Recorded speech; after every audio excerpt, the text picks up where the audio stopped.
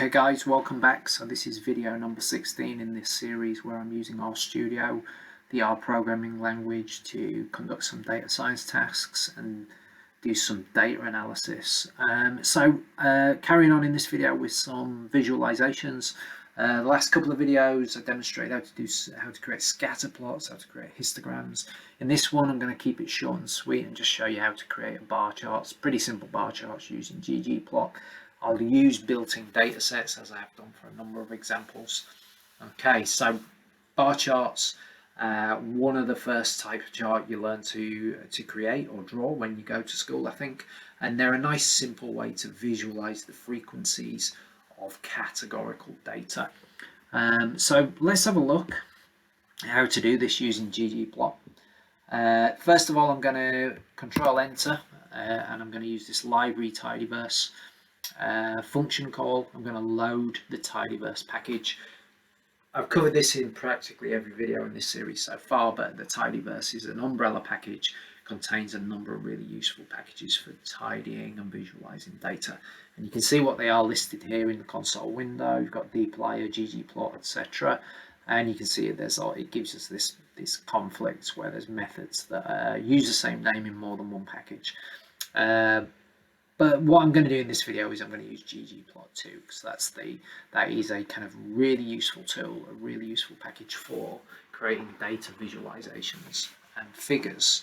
So the data set I'm going to use to start with is the penguins data set. I used this in another video. I think I used it when I was creating scatter plots. So I'm going to do library and call the Palmer penguins data set, and that as execute. You can see there below in the command line, it's returned my command line prompt, and if I put the cursor there, so it's return, it has executed that, loaded that data set. And what I'm going to do now is I'm going to call view, use this view method, and I'm going to specify penguins. That's the name of the data set within this particular package.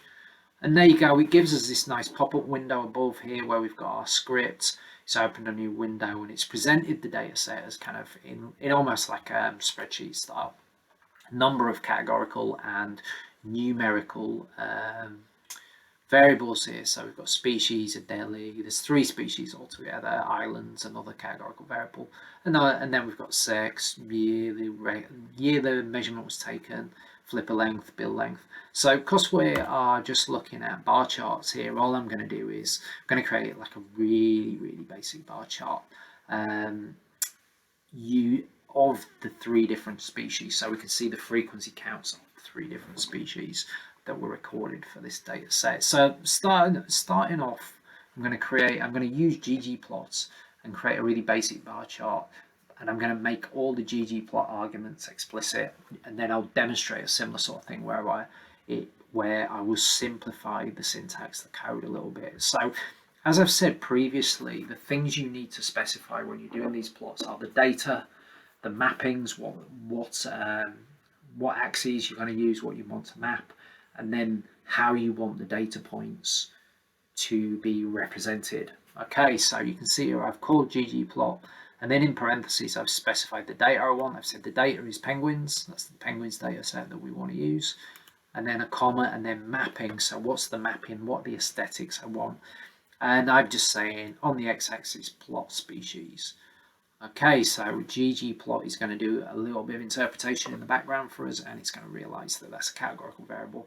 It will present the data in the best way possible, so long as we specify a sensible geometry. And then I've done plus geom bar, so geom bar underscore bar is the argument, the parameter you need to specify for a bar chart. So you could look at the ggplot documentation to find out what all the different ones are, and I would definitely advise that people do that and get used to doing that type of thing when they're conducting these types of activities.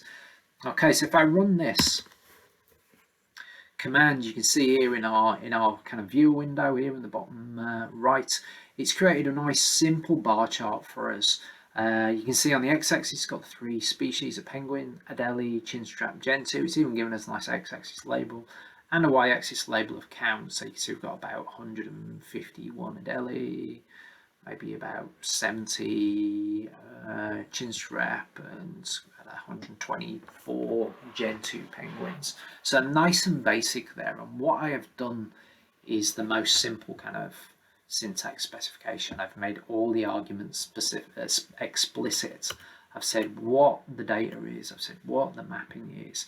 We can do the same thing though and specify these positional arguments without specifically stating what they are, and ggplot will still understand what we're trying to do. Okay, so here I've run exactly the same bar chart, but you'll notice it's much simpler. I've not said data equals penguins, I've just said penguins. And ggplot knows that the first argument I'm putting in here is the data I want to use, penguins. I've not said mapping equals AES, aesthetics. I just said aesthetics, x equals species. Yeah, and then I've done my plus geom bar. This time I've added this fill argument with a hexadecimal code to give us a different color. The only reason I've done that is so you can see that although it's the same chart, I've changed the color of the bars so you can see that executing this code creates another chart. I like the color also. Okay, so you can see there, we can simplify our code, the syntax that we need to specify, and it's just a case of kind of knowing you don't need to put those things in beforehand, as long as you know what arguments you do need to provide in order for this to work correctly. Another useful thing actually, another useful method or argument, and I'll show what it would be described as exactly in RStudio or R, is we can reorder the placement of these bars. So maybe we wanted this in descending order of frequency by species. So we can use this fct underscore infreq method, so factor underscore infrequent. So what that's going to do is basically it's going to create a plot, the same plot, but the bars will be in descending order from highest to, they'll go from highest to lowest. And again, I've not specified data equals or mapping equals, and we'll go back to the sort of grey color scheme because I'm not specifying any field parameter. But this time, notice I've wrapped the x variable species within this kind of fct underscore infreq method. There you go, and that's kind of just interesting to know. Notice that though that it's changed the label on the x-axis, so if you were wanting to use this kind of plot for some sort of publication, you then have to start adding a labs of labels argument. Okay, so what I will do is that was the penguins data set, nice, easy to create bar graphs using ggplot. What I'll do is I'll do a final example where I will kind of combine some tidying of the data with creating the plot using the tidyverse pipe operator. So what I'm going to do here is I'm going to use that mammal sleep data that I've used in a previous example. So we'll look at the data in a second, but if we just look at the syntax I'm going to use. So I'm going to take the mammal sleep data, and then I'm using the pipe operator, which you can interpret as and then I'm specifying this other argument. I'm saying drop NA, and the variable I want to use is vor, which is the type of diet the observation the animal adheres to, maybe is the best way to say it. So is it a carnivore, is it an omnivore, is it an insectivore, that type of thing.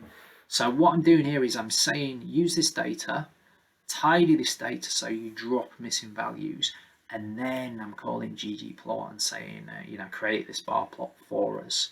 So I'm using notice here, because I've already piped the data we want to use in, as I've used it as input for the next command that I'm giving, and then I've used that as input for the next command, which is ggplot. I'm not having to specify the data argument here, and I'm just specifying the aesthetics, the mapping.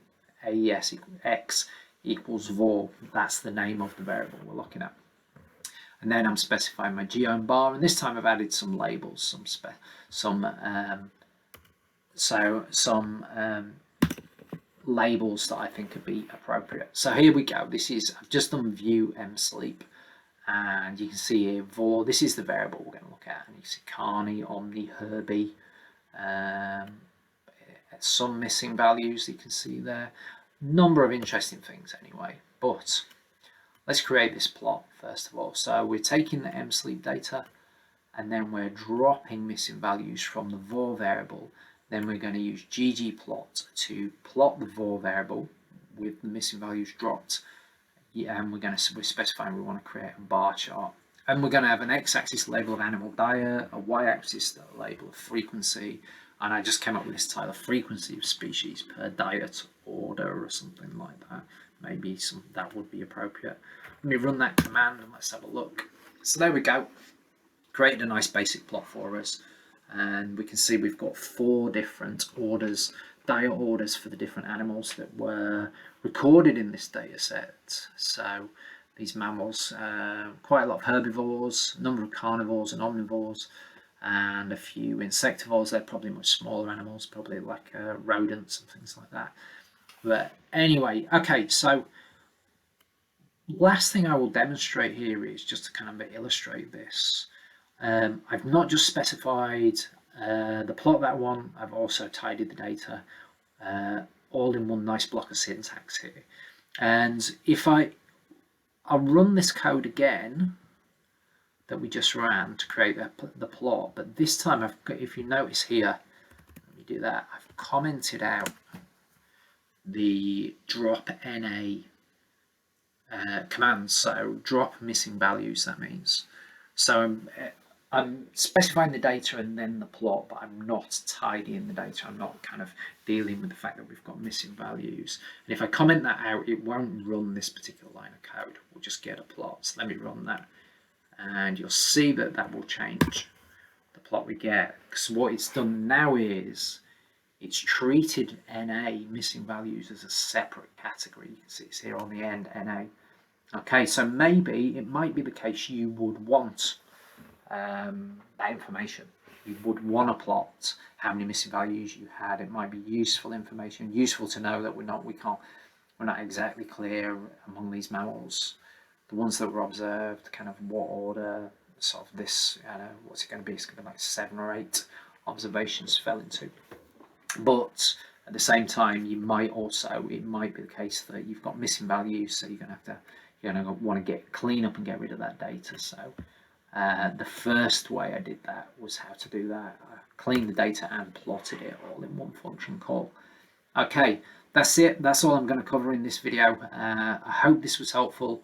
Thanks for listening and watching. I will keep creating these and kind of posting them quite regularly. And I think that's enough for now. Thanks. Bye.